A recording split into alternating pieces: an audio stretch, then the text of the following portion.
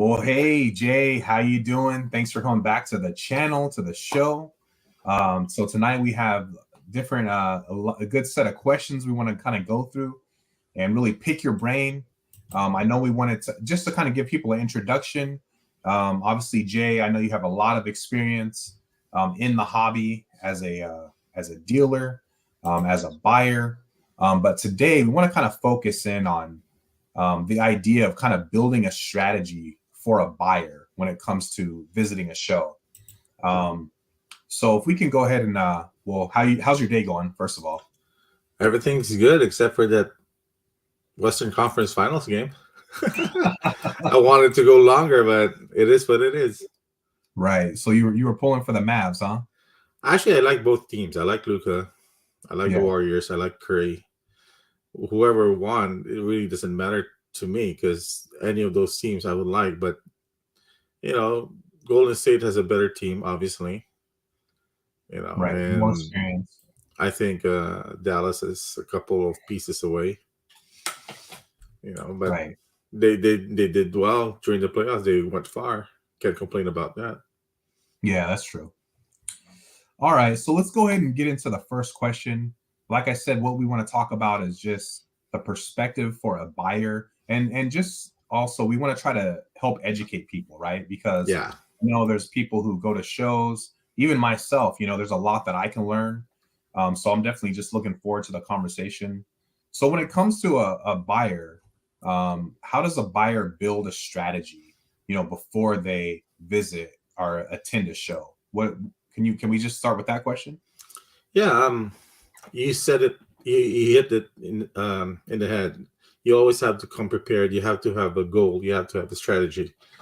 Coming to the show not wanting what your end goal would be, can be overwhelming. Especially if you're not familiar with the location, with the dealers and stuff like that. Whether you're a flipper or a collector or whatever your intention is with cards, you need to know what the play would be, and you need to know basically, are you looking for something that's going to be a long-term hold, a short-term hold, or something that's just fun, Right. And you have to come prepared. You have to have either cash or cards for trade or both. Everybody knows at shows cash is always king. But Right. every one of us have cards that we don't really need, don't really want. So that's a good time to move some pieces, to get better pieces. Now, if you come to a show trying to be ahead of everybody and, try to look for somebody who's going to pay over value for your stuff, odds are you're gonna end the show with your hands on the same cards, not having anything new. You have to have a mindset wherein, what, I don't need this stuff. This needs to go. I have this much cash. I'm willing to spend. I'm willing to get the best card for the cash that I have. You have Right. always have to start there. So with that, does it matter what kind of cards you bring? Like, or does it really depend on what you have? I mean, what are your thoughts on that? Um, I'm gonna give you what I do when I go to the shows as a buyer when I'm not set up. Okay. Sure. So usually I pack two things. I pack stuff that I don't really need Okay. in one box that I need to unload at that show. It could be a $50 card, could be $100 card, could be $1,000 card. It really doesn't matter. And I have a second box wherein I don't need to let this stuff go. But if I find the right card, I need to be able to entice the other person to let that card go. So I need to bring some fire. Got it. But at the end of the day, I also try to bring as much cash as I can because there are certain situations wherein the price is already right. You don't want to deal with, having to trade and stuff like that. And you don't want to overpay. So sometimes cash is the best, ammo that one can have at the show. Because usually when you're trading, you have to give the dealer a little bit of an edge. Okay. So all right. So say someone's a buyer. They have cards that they feel like they're okay with letting go. Maybe they have some cards that are pretty valuable. And then they have their cash with them. How do they go about building that deal or working that deal with the buyer? Like, where is there any unwritten rules, or maybe there's some rules that they should be aware of, so they're not stepping over or breaking those rules? Like, what do you think about that? Well, it's all unwritten in a way. At the end of the day, it's all about your reputation. Hmm. Do you want to be viewed as the difficult person to deal with, the one who takes hours before you can negotiate a deal? Hmm. Are you the type of buyer who's going to waste people's time? Because remember, when people look at showcases, some are buyers, some are not, and the dealer will have to make the best judgment. Who they want to talk to, because if this person A I've dealt with before, it always takes forever to deal with. I'm probably going to want somebody who I can do a faster transaction with first. Hmm. Um, so in that regard, if I know this person C is always been a cash buyer, of course I'm gonna make sure I entertain that person first as a dealer. Um, the thing is on the buyer's point of view, though, I have to entice the dealer that, you know what, I have the stuff you want, or I'm willing to, make a deal with you Hmm. where it's both going to be a win-win. Got So you'll see people come up to your table, or buyers come up to the table, start looking at comps and everything. And usually that's a sign that it's going to be a comp heavy deal. it. Hmm. You have to spend a lot of time researching value. They're probably going to be, looking at every single dollar in the deal. Whereas me, when I come to a show as a buyer, I know my cost on certain cards. So even if it's selling for $500, if it costs me $200 to acquire the card because I got it raw and graded and got a PSA 10, I can move it for 400. I still win. The Got it. dealer wins at the same time because he's up $100 on a deal. But at the end of the day, he has something I want, and this is something I don't want. So I'll take the $100 hit because, again, the value is only relevant until you sell the card. It could be worth $500 on eBay, but until you have a buyer or somebody pays for it, it's not worth anything. And a lot of people, when they see, oh, it's sold to eBay for $500, they don't factor in the 14% that eBay takes. Yeah, that's You a good know, point. so in my case, if it's a $500 card, 14% is what, almost $75. Hmm. I'll even take $100 because I don't have to ship. I don't have to worry about it getting lost or getting damaged in the mail. And there's a card that I see I already want. It's already there. You know, I'll take the hit for $100 because it's not really a hit for me because I'm in the card for $200. Hmm. Got it. So what's the best way to, because I know we talked about this before. I know you talked about how a lot of people use comps a lot, Mhm. right? But if someone's not using a comp, how do they go about maybe valuing the card they have, or even valuing a card that they're looking to get? I mean, what's the So best way to go about that? every person who owns a trading card would know what they want for it. Hmm. Everybody who owns a trading card would know how much you're in for it. Right. So at the end of the day, if you're in for it for more than what it sells for, odds are you don't want to sell the card unless you want to take a loss. And if you're into it low, you have flexibility to move a card. So does comps really matter? Maybe yes, maybe no. To a flipper, probably it's more of a yes, because when they sell to other people, they're gonna look at how much did it sell for, how much can I make money out of this card, and so on and so forth.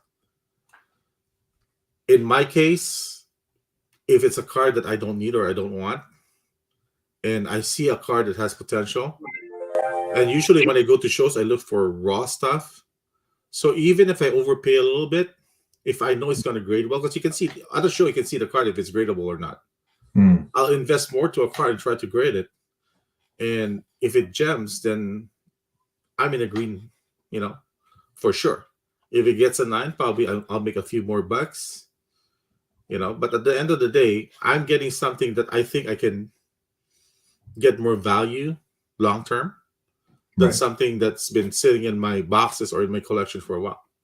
Got And remember, way back, last year when you first started doing the Westminster shows, when I started attending that, I had 8 showcases, 10 showcases at the show. Yeah. Now I'm down to 5 as a dealer. Yeah. Because the thing is, before, you can sell a base Prism Rookie PSA 10 easily. Those go like hotcakes. Nowadays, you get stuck with those stuff. And it's not even worth grading no more. So you have to change your game every single time. So my game today is I look for stuff that are either gradable or you don't see anywhere. And even if you see the comps, if there's only one comp, like I was making a deal at the last show, he wanted my Kobe Bryant credentials from 2004, I think, or something like that. And the only thing he can see on on 130 Point was a comp from a year ago. And he was so afraid to make a deal out of it. But then again, if you own the comp was a year ago, nobody else is selling it. I can dictate my price. It's just a matter of me and the buyer agreeing to that price or not. Right. So, but the thing is, people are so comp heavy that they hesitate on doing a deal just because they don't know what to pay for the card. And if you're that alienated, if you're that naive to know what the card can potentially sell for, this might not be something for you. Because at the end of the day, what we're all doing, we're all gambling. Because if it's $1,000 Stephen Curry card, if he gets injured tomorrow, it's probably a $300 card in a month.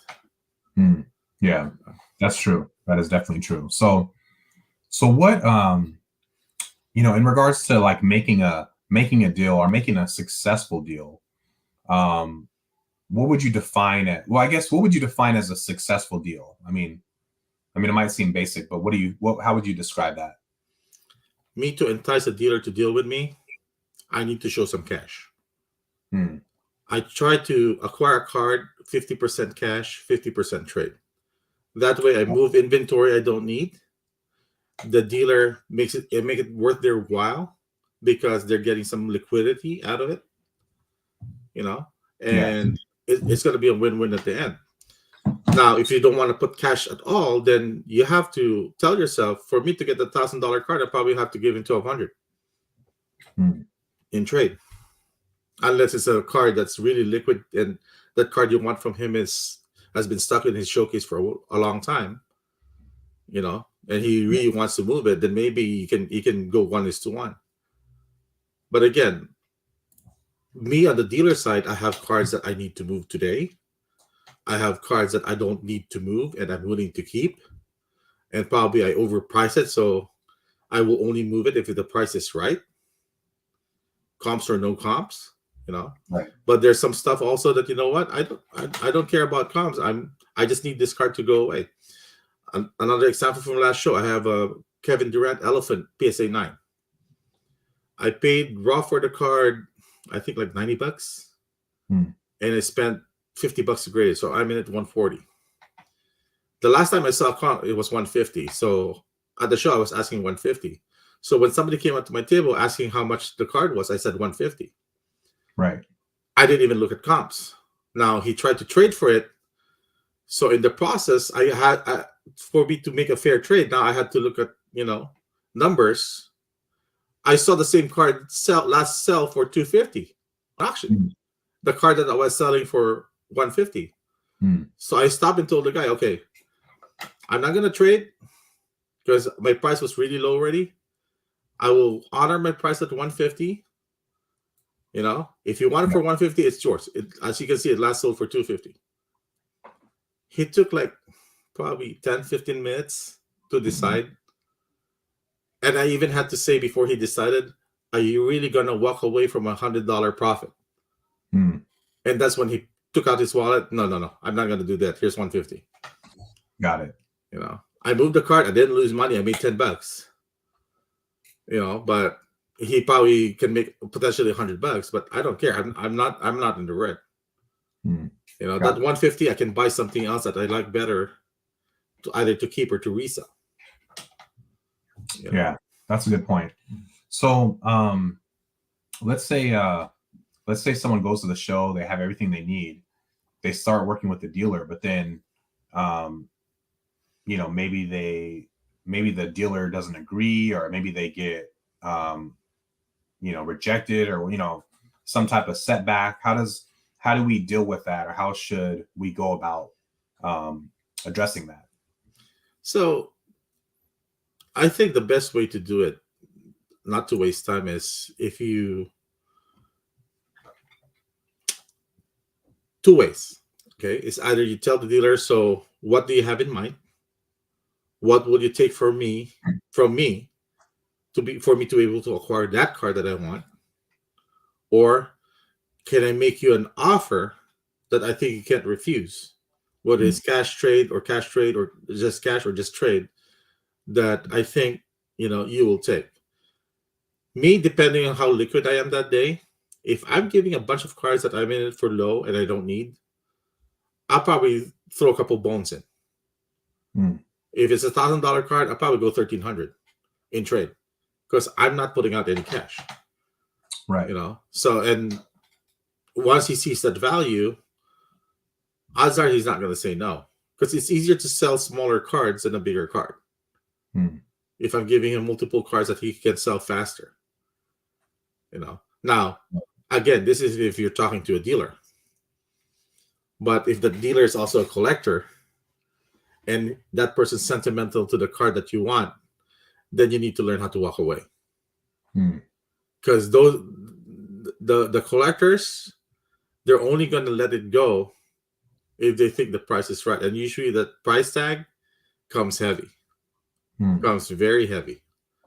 Right. Especially if they pull it themselves, or there's some sort of, something nostalgic about the card or something like that. It's gonna, but every card has a price. It's just a matter, as a buyer, you're willing to pay that price. So, okay, so I'm going to switch it up a little bit. I know we're talking mainly from the buyer's perspective, but, obviously this is a buyer and a dealer, right? It's a deal that needs both parties. So what would you say is one of your pet peeves when you're a dealer, right? You're at a show, someone comes to your table. What's like a top pet peeve, like something that they say or they do in trying to work a deal that you think is maybe annoying or challenging? There's a few. Okay. The first thing is, I don't like dealing with people who try to find something wrong with your card just to get you down. I see. The most common situation you'll see here, if you have something that is a Beckett slab with subgrades.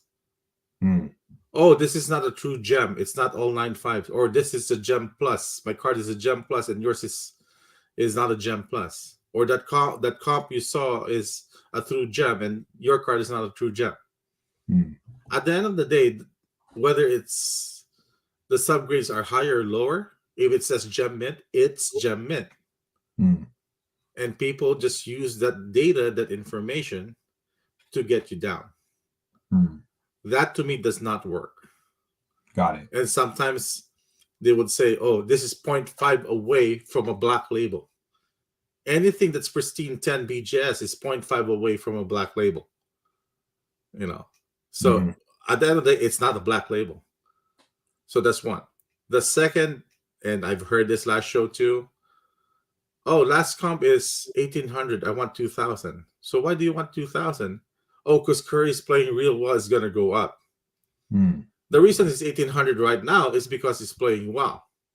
At the same time, if you know the history of sports cards, during the playoffs is the best time to sell, because everything that's going up, as long as they're still in the game.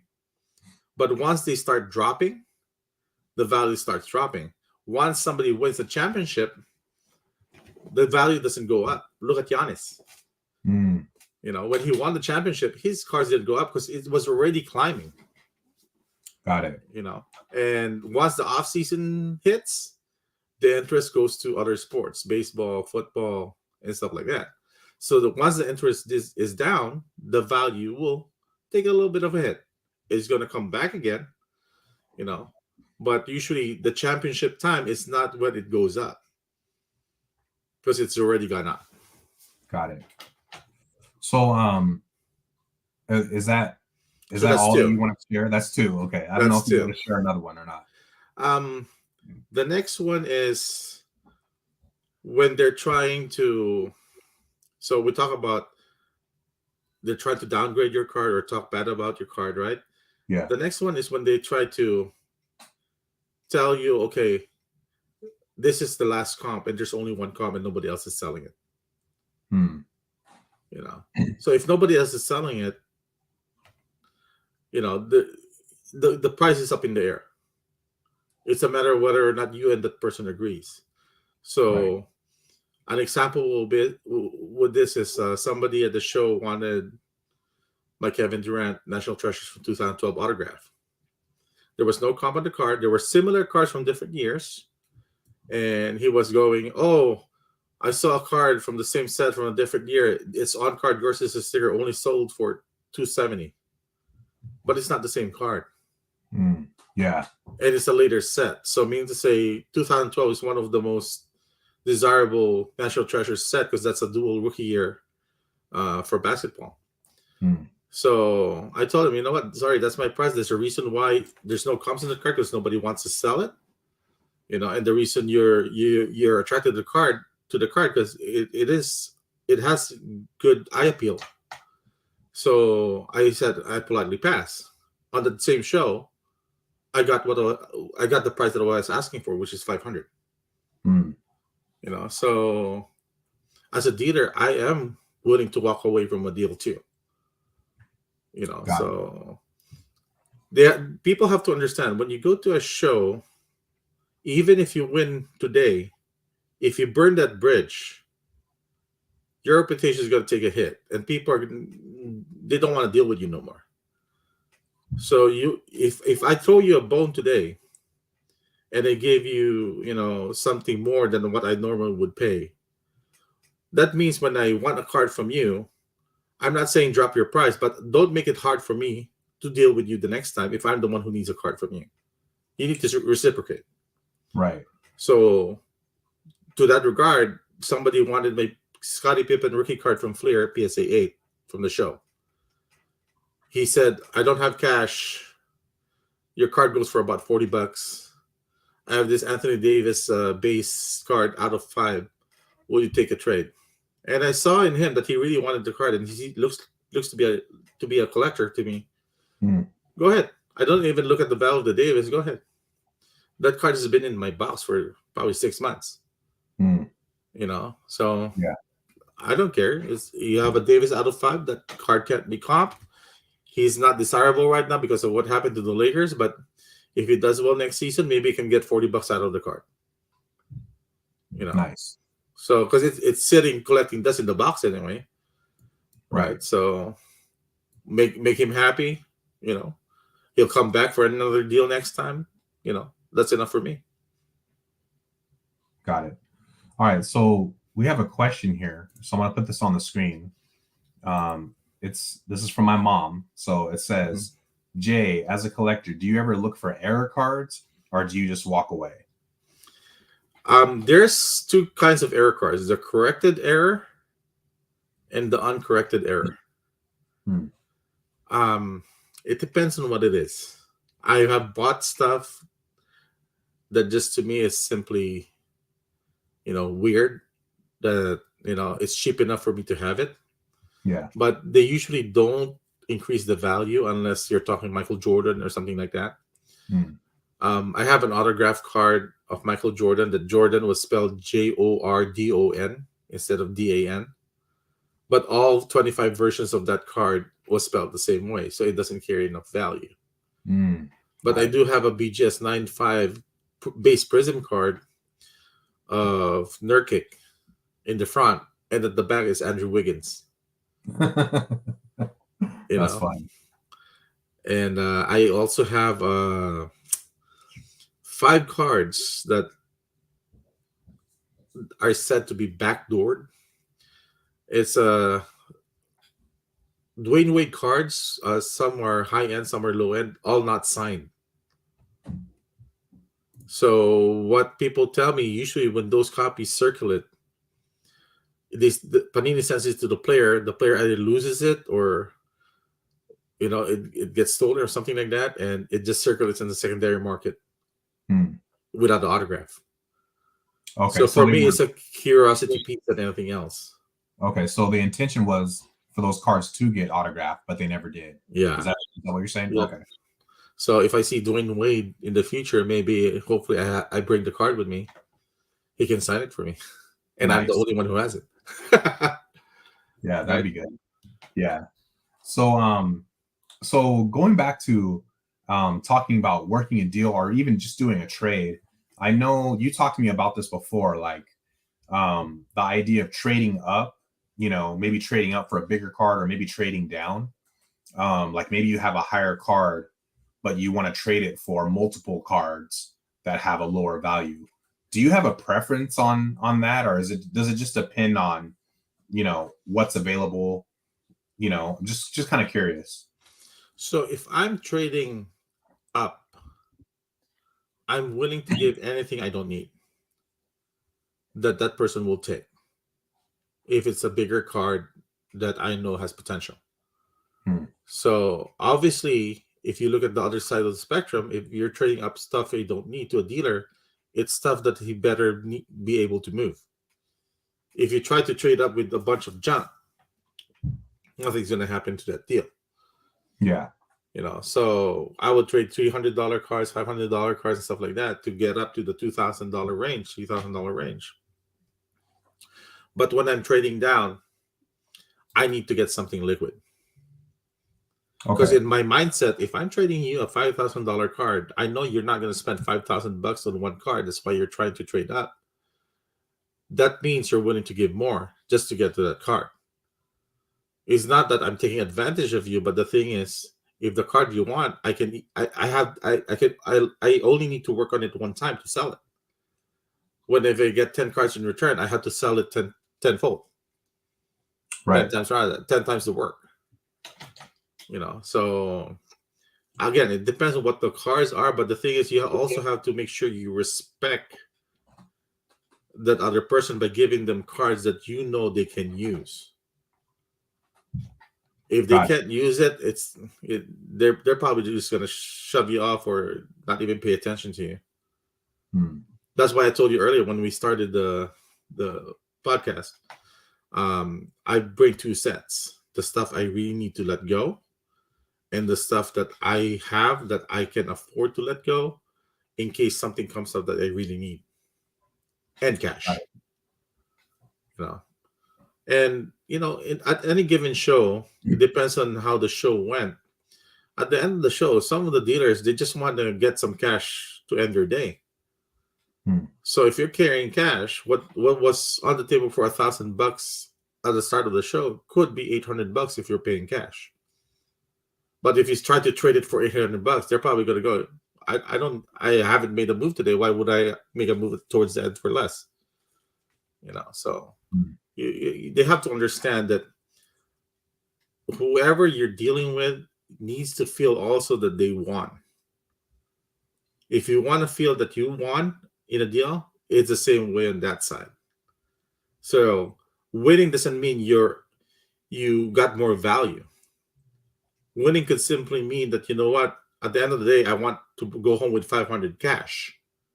And to make that happen, you gave me $500 cash and $500 trade, for a card that I have for $1,100. So you want $100, but I got my cash. Or I got a PC card out of the deal. Right. So you have to know what other people would want. So there's some people who I just want to get out of baseball. I just want to get out of basketball. And you're trading them the sports that they want. So just to get out of those cards, they're willing to take whatever they feel that they can use.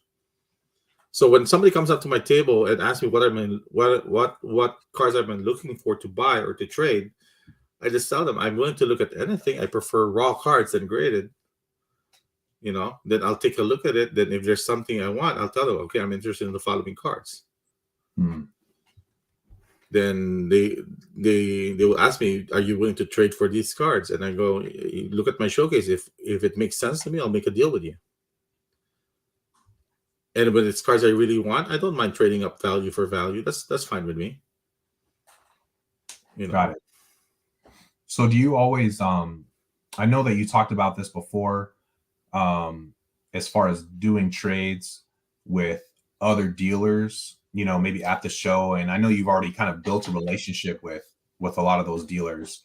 Is that something that you do consistently? Like when you do set up for a show, like you look out to see what other dealers have? I would roam the room for sure. Even if I'm dealing that day, I'm going to roam the room for sure, because there might be something on those tables that I want. And if I really want it, I'm going to bring my stuff to their table. There are some dealers that I personally would stay away, not because I can't deal with them, but because I don't want to insult them by making an offer on something that I know they value more. I respect that. Because I know there's certain cards that even if they're overpriced, how hard to get those cards are, and I know my limitations on how much I can offer for something. But if they come to me, hey Jay, you know what? I need to let this card go. What can I do? What can I grab from your stuff to make this happen? It's just a matter of I see grabbing stuff that I don't need, that I like the card better, or something else. Like somebody offered me a Jordan LeBron dual auto a couple shows ago, and they wanted 2 of my Lucas PSA 10 rookie colored prism and optic. And for me, even though the value of those went down, I'd rather sit on those cards than grabbing the Jordan LeBron, because my OCD kind of kicked in on the Jordan LeBron, because Jordan was on card and LeBron was a sticker. So it's not that it's not a good card. It's a great card. Yeah. But my problem with that is it's not something I want to keep in my PC because of my OCD. And if I trade for that card, people are going to use that LeBron sticker to downgrade the value of the card. And I don't want to deal with that. I see. That's a good point. So even if I know I can trade for a fair value for it, it's not worth the headache for me. Got it. All right. So if you're okay with going through some of the questions in the chat, we got one here says, do you collect anything else other than cards? If you ask my wife, she wants to kill me. I collect Coca-Cola bottles. Oh, okay. The ones that are wrapped with, Disneyland design and stuff like that. There's some toys from my childhood that I kind of buy when I can. Action figures, Transformers, and stuff like that. I don't go crazy on them in terms of I need to get this particular thing. Yeah. If it's cheap enough, if I find the price to be fair, I'll buy it. Coca-Cola bottles are like $10 each. I don't even look at the value. I don't do it for the potential value someday. It's just need to have a collection displayed with the bottles. One of my probably goals for my Coca-Cola thing is eventually when I do decide to renovate my house, my kitchen, it's probably going to be a 60s, 60s diner with all Coke. Nice. Okay. So that's why I do the Coca-Cola thing. What else do I collect? Technically, you can say I collect shoes, Jordans, and Prestos. But it's not like I go hunting for those rare ones. If I like it, I buy it. If it's the right price, I buy it. If not, that's fine. Some I wear, some I don't. So just Jordans, or what was there another shoe that you said? Presto. Nike Prestos. Okay. Yeah, I don't even know what that. I never really got into shoes. So yeah, I don't even know what that is. So yeah, it's like a sock dart kind of thing. Okay. What about Pokemon or like these Funko Pops? What do you think about this stuff? Never dealt with Pokemon. Okay. When the Pokemon hype came about, me and Ken, we were lucky enough to find some trainer boxes in Target one time. So we bought like 6 or 7 boxes. And one night I was bored. It was in the middle of the night, like midnight. I grabbed one of those boxes. Ken, watch me pull the Charizard. I opened one box, opened one pack, Charizard, boom. That's it. Game over.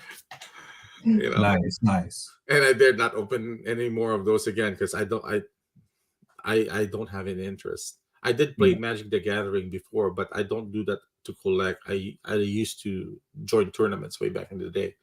Oh, okay. Funko, I have a few Funko Pops, usually exclusive ones. Same thing. I don't go chase for anything particular. Yeah. But when Target came up with the NBA stuff, I made sure I had the Jordan. Nice. You know, starting lineups and stuff like that. I have a few of those, but it's nothing you can say organized or I'm really going to a toy store or Frankenstein's every single weekend and buying something. I'll probably buy 1 or 2 toys a year or something like that. You know. Okay. So. Got it. So all right. So going back to talking about dealing, trading as whether it's a buyer or a dealer, what are some other things that you can help us with or maybe share just so that if people are watching, they can learn something or gain a little bit more education, even if it's not directly tied to it. Yeah. So, like I said earlier, your reputation carries a big weight. How your demeanor is, how you conduct your business is very important. The quality of the cards you hold is really secondary. I've had people come up to me with very nice cards, but either they're just flexing or they're stuck in time thinking their cards are worth millions. Yeah. So, I was in a Fairfield show last year and somebody brought some exquisite Jordan's gem mint autographs. And I go, why are you bringing these cards to a show? Nobody cares that much cash in this show. This cards alone are worth at least 6 figures. Who's going to carry cash that big to a random show? Right. Unless you're trying to trade down, then that's a different story. But you'll maybe see 1 or 2 who will be interested, but interest doesn't mean they're going to pull the trigger on the card. So you have to be practical. You have to know what kind of show you're going to. Each show has their own identity. There's shows that a lot of heavy hitters like going to, and you see them, buying off tables and stuff like that. There's some shows that are just, very casual, that people just go to sorting boxes and just buy, cards that they want and stuff like that. Right. At the end of the day, you go to a show to enjoy. Whether you make a deal or not, you meet people, you build relationships. Yeah. And that's more valuable than making a deal every single time. There's days that my son will set up with me at the show and go, what's the game plan today? And I tell him, okay, the goal is to sell 5,000. What's the game plan for this show? Well, I'm going to focus on trying to buy stuff. And sometimes, you know what? I just want to kick back and relax because I'm too tired from work. So whatever sells, whatever doesn't sell. And we move on to the next one. The difference with me is that I can't do cards 24/7. A lot of people today have quit their full-time jobs to do cards. Right. So they have to move cards quick every day to be able to sustain and be competitive. I have to look for cards that I can sit on for a while. But the thing is, that's a big gamble. What I thought Ken is, let's say he bought a card for $800, and this happened recently. He moved it for $1,500, so he almost doubled his money. Yeah. what people need to understand, that 800 needs to go back to the hobby. Once you use that 800 to something else, that's taking money from the hobby itself. The 700, I suggest put half of it to your savings and half of it to either your PC or invest it again to the hobby. Because if that money dries up, if you keep on cashing out and not putting anything back, that's when people's liquidity goes, less.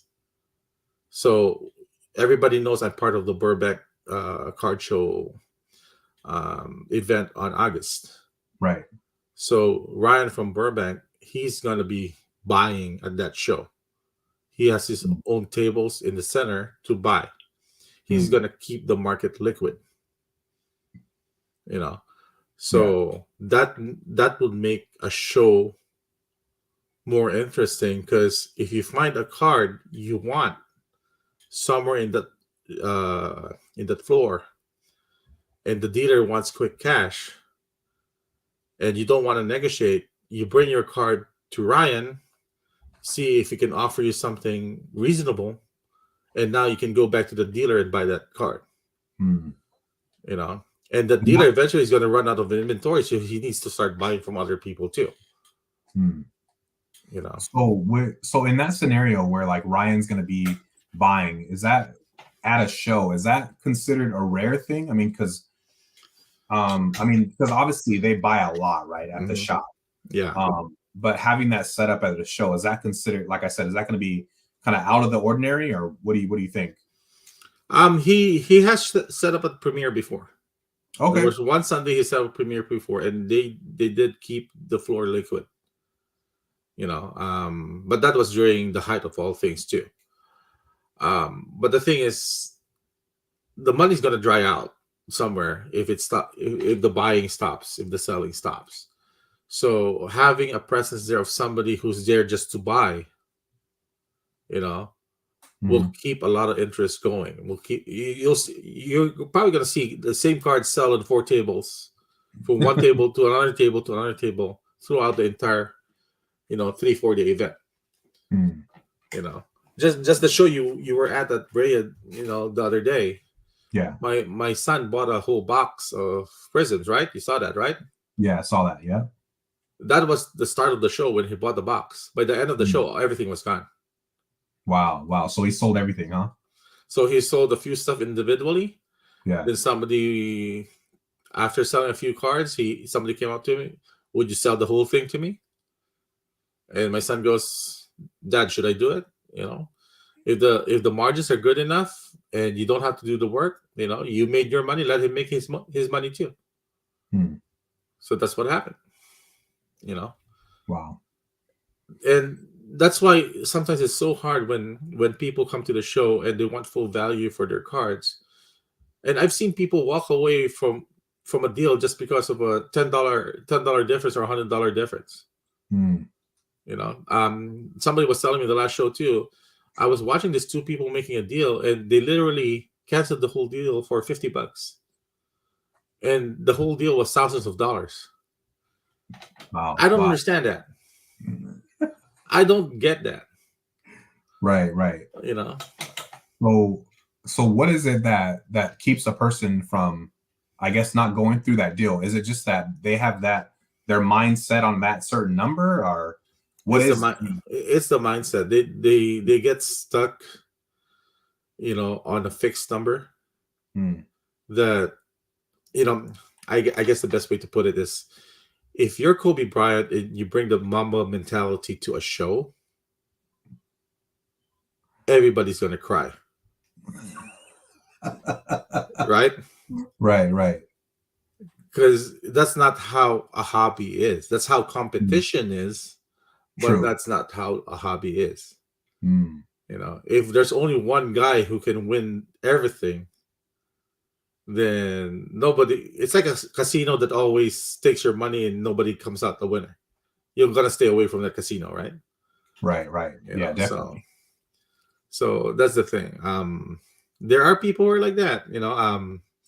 I've had peers of mine who are also dealers try to press me for every single dollar they can. And sometimes I'll be nice. I'll give them cards at the price they want, even if I have to take a loss. But a lot of times when I do that, when I try to acquire cards from them, they don't reciprocate. And that's when I draw the line. You know what? Next time you want a card from me, this is my price. Or you know what? I'll find a different buyer, because that's my advantage. I don't have to sell stuff from my showcase. There's some stuff that I don't need, that I don't care, but I can come home without selling anything and I'll be okay, because I have my 9 to 5. Right. And some people who does cards as a 9 to 5, they have to walk out with income. Yeah. So it's a different level of pressure, right? Different level of just, a standard that they have to live by, or, stick to. And I can't blame them, as entrepreneurs, that they will try to find the best deal out there. But that doesn't mean I have to give them that deal. They can find the deal somewhere else. If I can afford it, if I'm okay with it, then fine. But, and usually the only time I really give a good price that's lower than what I think I can sell it for is when I'm after something else. Because like I said, cash is king. Right. So I'll take a couple $100 hit on a lot deal to liquidate, because you know what? If I bring this cash to this dealer, he has a card I want. He's not going to say no. Right. Got it. I don't know. You saw my video opening for that Phil Jackson, Scottie Pippen eBay purchase. I'm not sure. I had posted a video on Instagram on CardHunter. It was me opening a box coming from eBay. So somebody posted a dual autograph of Phil Jackson and Scottie Pippen. It's out of 25. Okay. So I decided when the package came, I would do a live. Okay. So there's no comps on the card, and he listed it, I think, for $3,500. So because there's no comps, usually I try to at least initiate contact by giving an offer where I'm comfortable with, but in an aspect, it's a low ball offer. So I offered $1,500. Okay. He countered 25, and I go, do I really want to pay $2,500 for this card? And I go, you know what?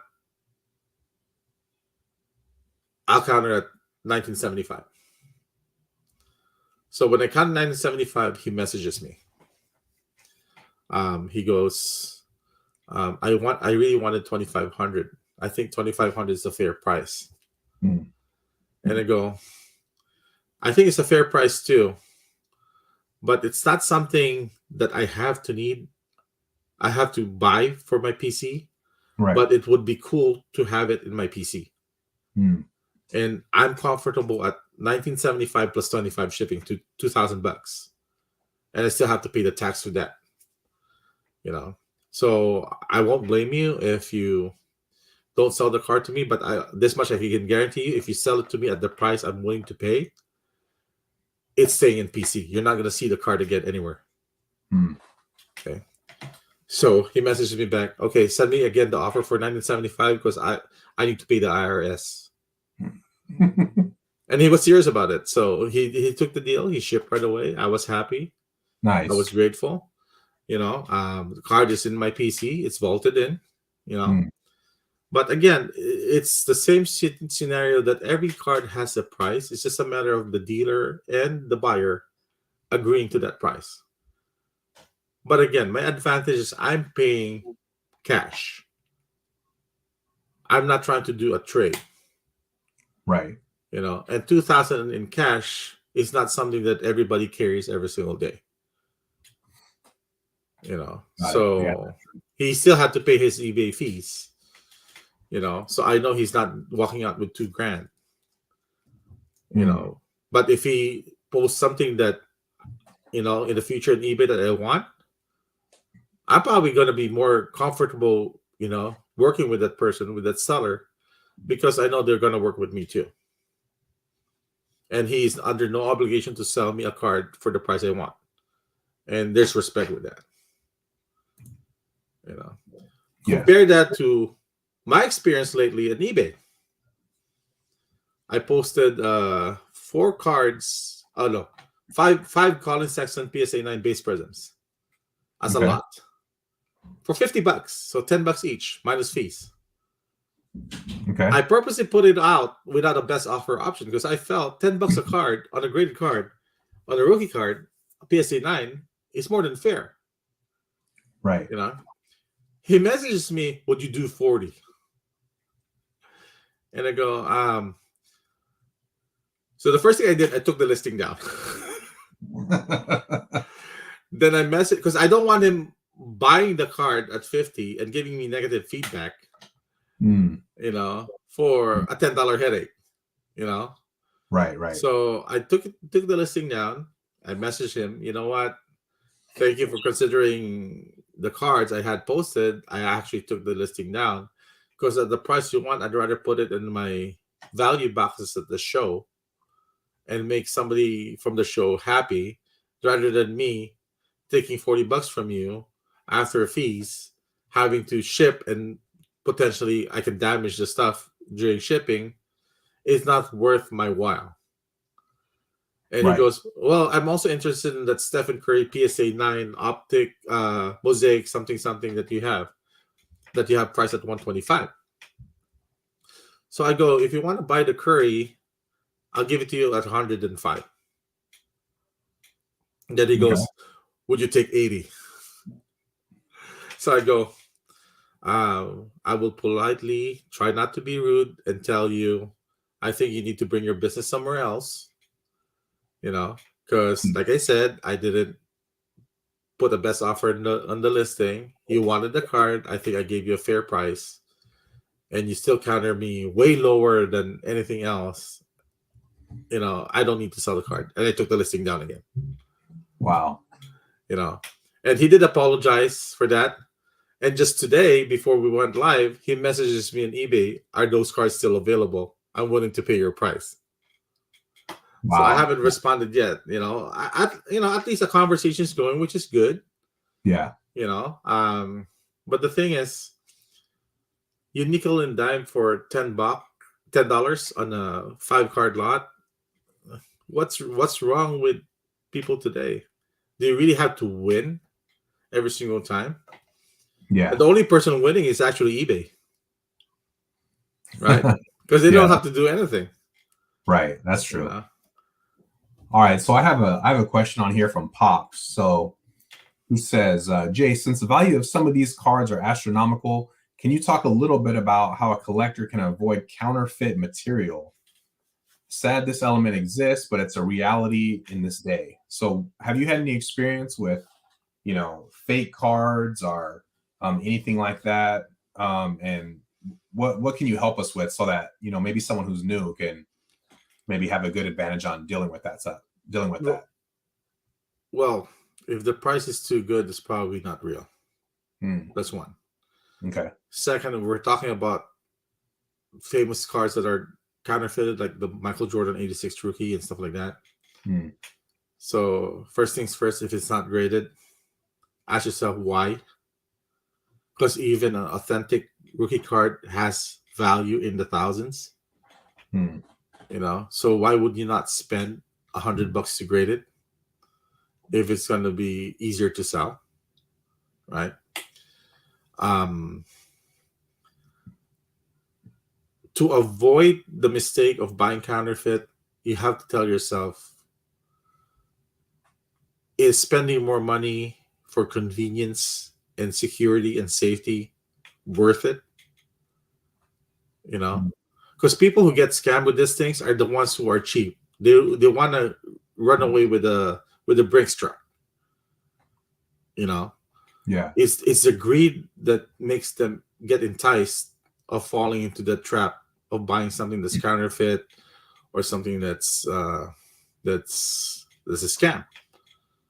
You know, so unless, because I get this all the time. I'm an admin of multiple Facebook groups, and I actually consistently tell people, you're not allowed to sell a raw Michael Jordan rookie card in this group Hmm. because I have a Jordan group, and people will really attack me for it.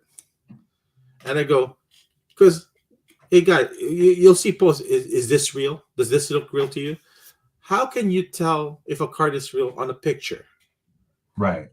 It's not You even can't. possible. Hmm. And people say, "Oh, we did our research. We know how to tell if a card is real or not based on the picture."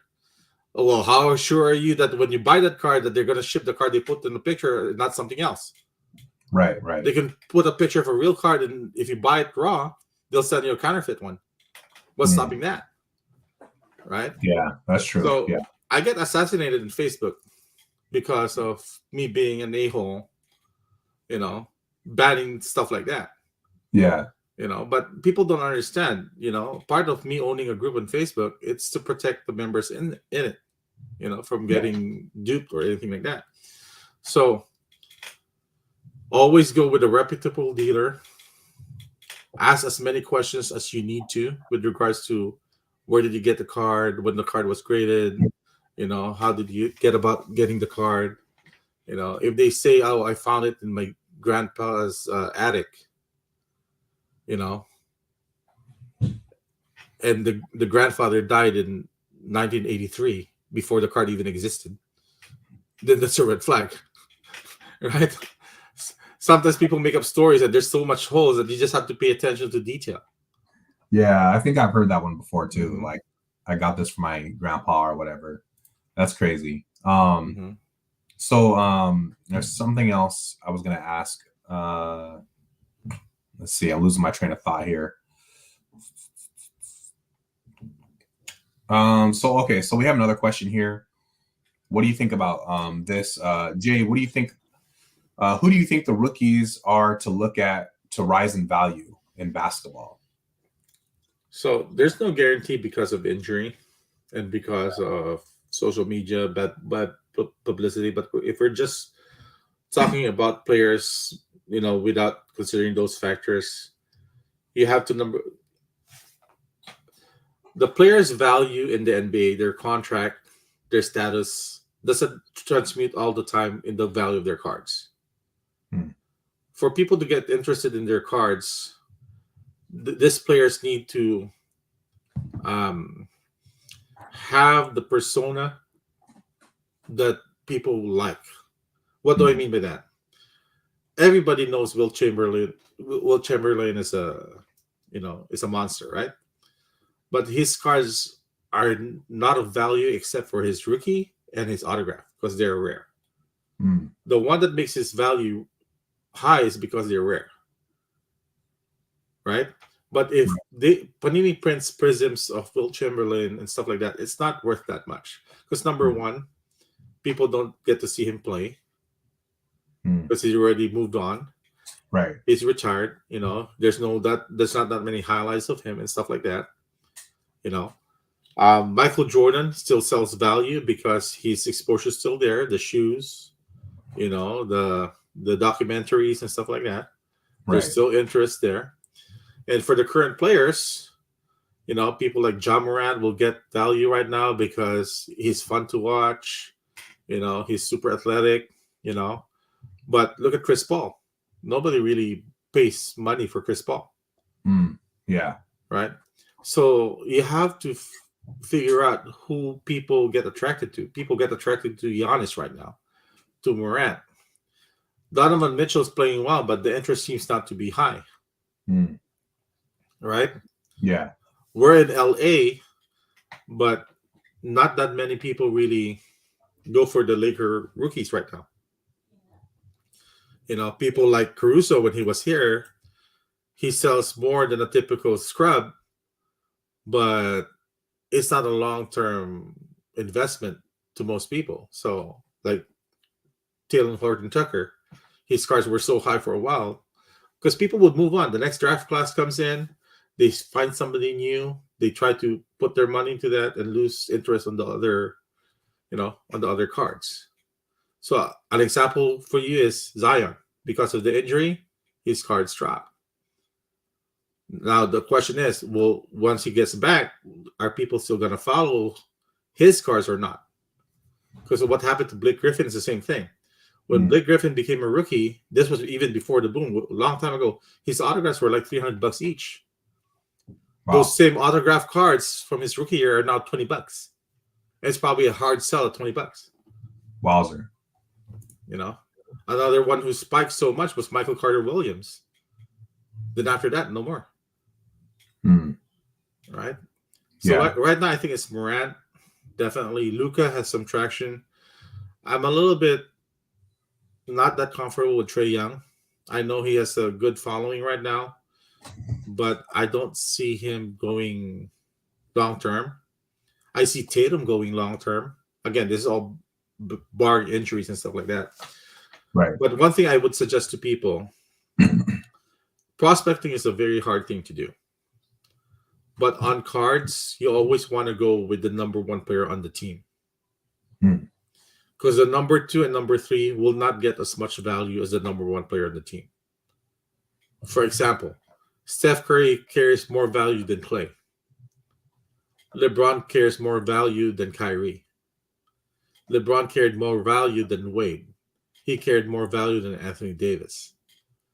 So the Robin always gets the lesser interest because people go all in on the number 1 player, and the number 2 will only get, part of those money people spend on the hobby. So same as Jordan Pippen,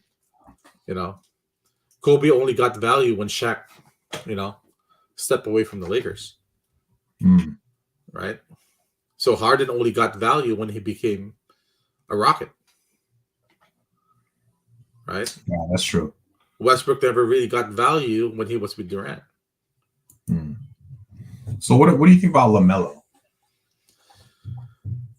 Value-wise, I don't like putting money on true point guards. Name me a true point guard in the history of the game who commands a high value. Not a combo guard, a true point guard. Okay. I don't know. I can't think of one. Nobody. We're talking about people like Jason Williams, Jason Kidd, Chris Paul, John Stockton, right? None of them have value. It's because they can't dunk. They're not in the highlights. Yeah. Stuff like that. But when you say that, what about LaMelo's personality? Like, he seems to attract a lot of attention. He's in the media, stuff like that. That's why he has a lot of endorsements. But as a collector in the hobby, that doesn't transmit to the value of the cards. And sometimes it's the most hated player who gets more value.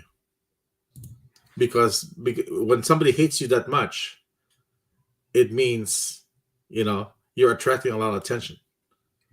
That's why LeBron gets a lot of money in the hobby, same as Durant, even Curry.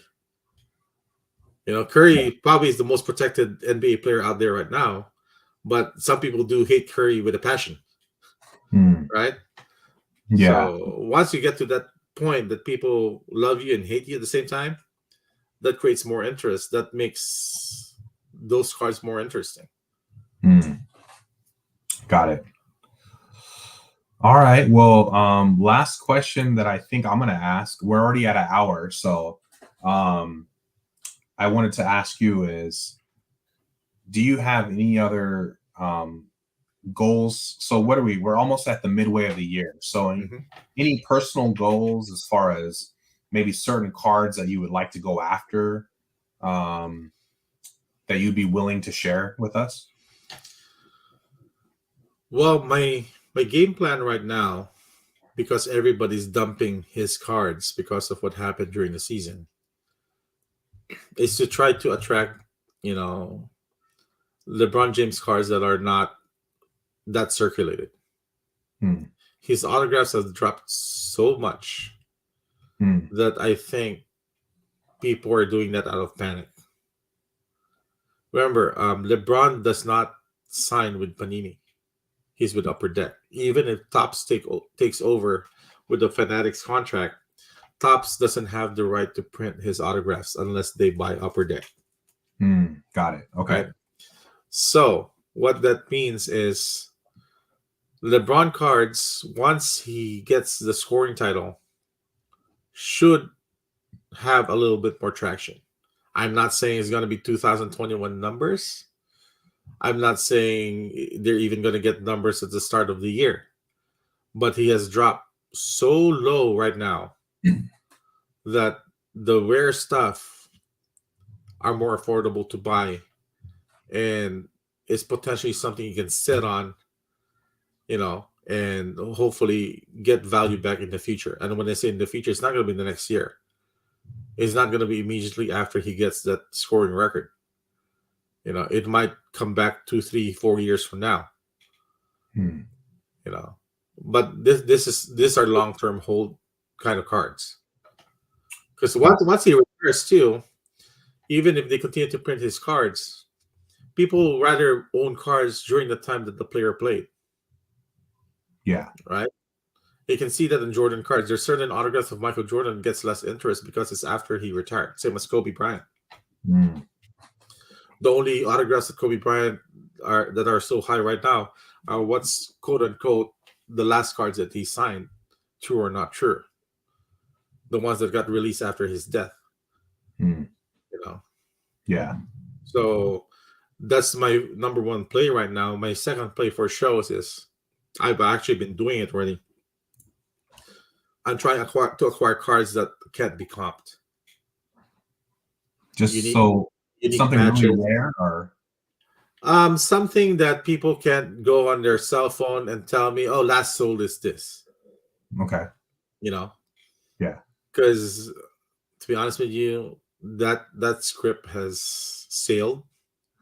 Yeah. So much that it's crazy. It takes 50% of my energy at a show.